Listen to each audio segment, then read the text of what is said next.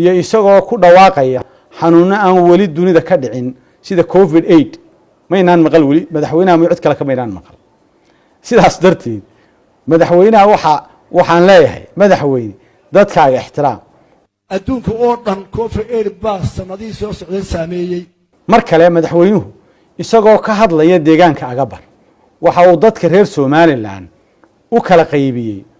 qolo guuleysatay iyo qolo laga guuleystay isagoo ka hadlaya doorashadii 2017 isagoo sheegay inuu isagu yahay qolada guuleysatay odaygoodii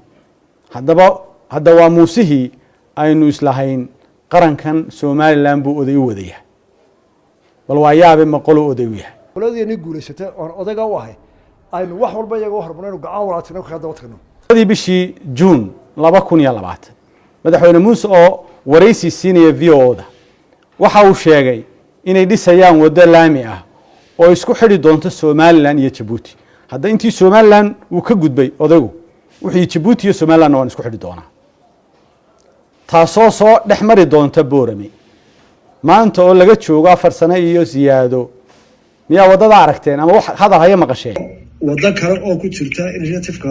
Afrika geeska Afrika la wado oo Djibouti ka soo bilaabato Boorama soo marto dalka Iran isku xidha intii awoodeedu ogolaato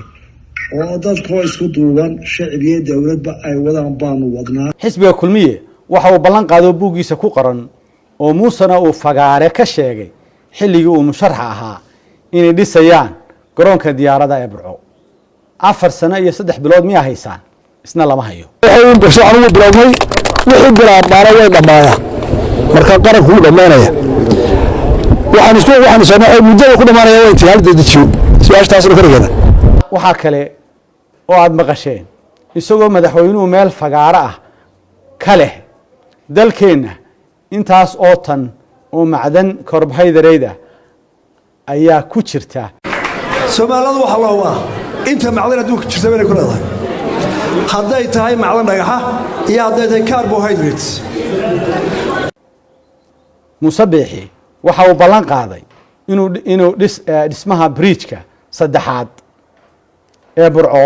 kaga qayb qaadanaya $1 milyan balse madaxweynuhu balaqaadkaas ma fulin oo waa uu beenoobay kana waa dhagax dhigaynaa dawladuna qaybta weyn waa ka qaadanaysa sababta raad kale waa laga rabaa 24 December 2021 maruu madaxweynuhu booqday shaybaarka hubinta tayada cuntada iyo dawooyinka waxa halkaas ka jeediyay khudbad gola ka fuul ah oo uu sheegay inay dalka Rwanda inaga yar yihiin dad ahaan inaga dal yar yihiin dad ahaana inaga yar yihiin dhaqaale ahaan iyo dad ahaanba haddaba waxa yaab leh bal warka hadda uu sheegay madaxweynuhu iyo xaqiiqada ka jirta dadka reer Rwanda waxa lagu sheegaa inay yihiin 13 milyan 0.26 ayaa lagu tilmaamaa wuxuu kaloo sheegay inay naga dhaqaale yar yihiin dhaqaalahooda GDP-ga waxa lagu tilmaamaa 12 bilyan Rwanda inaga yar oo inaga dad yar oo inaga dhaqaale yar oo inaga chance yar hataa bad male dhamaadkii December 2021 maruu safar ku marayay gobolada galbeedka madaxweynuhu waxa uu gaarisa ka jeediyay hadal gola ka fuula oo darjiid ahaa dadka reer Somaliland ayuu kala saaray bariga galbeed deegaanada bariga Somaliland waxa uu ku sifeeyay kuwa dambeeya oo qorigii ku faanaya wuxuu ku sifeeyay inay weli casru jaahili ku jiraan wala hadda u fiirso halka gobolada galbeedka uu ku sifeeyay kuwa qabo oo nabad jecel ilaahay ha u siyaadiyo dhamaantood Somaliland nabadda iyo wanaaga hana ka dhiga qaar qabo oo horumarsan bal hadda hadalka u fiirso wuxuu intaas kaga muhadin wuxuu ciidamadii qaranka isagoo sheegaya u kala qaybiyay sidatan in ciidamada galbeedka ka tagay ay noqdeen kuwa ugu akhlaaqda badan ciidanka bal waa yaabe labada deegaanba miyaanu isagu madaxweyne u ahayn miyaanu se fahamsanayn ilaalinta midnimada iyo isku haynta shacabka inay tahay shaqadiisa koobaad danu galbeedka nahay yaasiin iyo qolada barnaamijka maqasheen saddex xal baynu ku faannaa gobollada galbeedka marka laga soo bilaabo berbera ilaa iyo laweecad waxaanu nahay gobolladii nabadda alxamdulilah waa kow waa lanagu majeertaa waxaanu nahay gobolladii aqoonta alxamdulilah waa lanagu majeertaa waxaanu nahay gobolladii cagaaraa taana waa lanaga sugayaa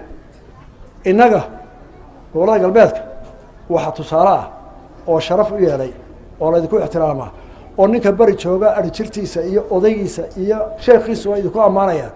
inamadii ciidamada ee sanamu badnaa ee militariga ahaa ee galbeedka ee bari qabtay meelay tageenba ee cabdillaahiyo ka mid yihiin nuuxiyo ayaa qof wal u arkay majeeranaya nimanka gobta xay ka yimaadeen oo ku wada gawoobay oo dalka say u daafacayeen odayaal ku noqday oo abeeshin qaarkood ku jiraan ayaa tusaale wanaagsan dalka noqo dhinacaa dhisay dowlad kale may dhisteen waa cuqaal waa maamul waa wadaado waa niman nadiifa waa ciidamada qura ee 10 sano joogay ee tirada dhowrka qura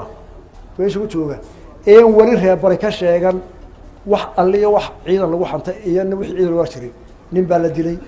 qof waddo lagu xiray gabar baa la faraxumeeyay nin baa laba nuusri loo kala xaday xaashaa kale waa haday booliis yihiin waa haday military yihiin waa haday ku wardu ka yihiin nimankaas baa marka laga bilaabo galbeedka ilaa Hargeysa dadkii ka tagay nimankaas magac fidiyay